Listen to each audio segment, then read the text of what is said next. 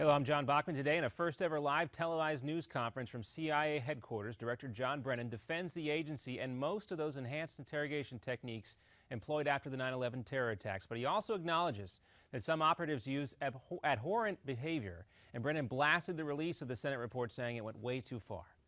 There was useful intelligence, very useful, valuable intelligence that was obtained from individuals who had been, at some point, subjected to EITs. Whether that could have been obtained without the use of those EITs is something, again, that is unknowable. Brennan also said U.S. allies have already expressed strong concerns over the release of the Senate report.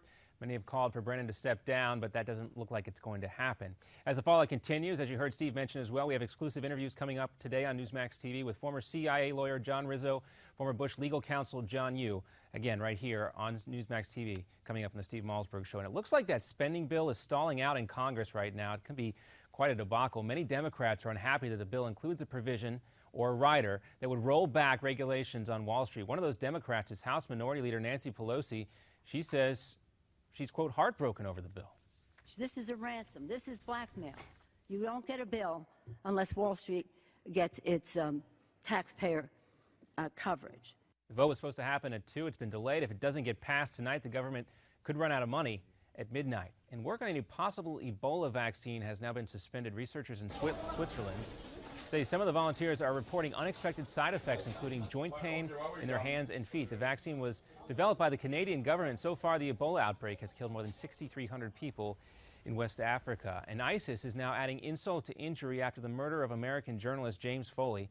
According to BuzzFeed, the terror group is now trying to sell his remains back to his family for $1 million. ISIS reportedly sees this as an act of mercy for the family. Others might say it's just disgusting. In Florida, a convicted sex offender wins a $3 million lottery jackpot, and he'll get to keep his winnings. 43-year-old Timothy Poole won that prize after buying a $20 scratch-off ticket from a gas station in 2002. He pleaded guilty to attempted sexual battery involving 2 victims under the age of 12. He was released after serving 4 years in prison, and that story has some folks wishing that whole lottery curse is a real thing. And in Northern California, some of the worst storms in nearly 5 years. Residents in San Francisco say they are dealing with heavy rains and high winds. The storm has knocked out power to thousands of folks. Schools in that area were canceled today in anticipation of the weather. And a new Navy laser system is being deployed right now in the Persian Gulf. Tests have proved successful so far. The laser has non-lethal options as well to stun people and disrupt sensors without destroying them. And check this out. It can engage targets traveling at light speed. Pretty cool. Another update coming up for you in 30 minutes.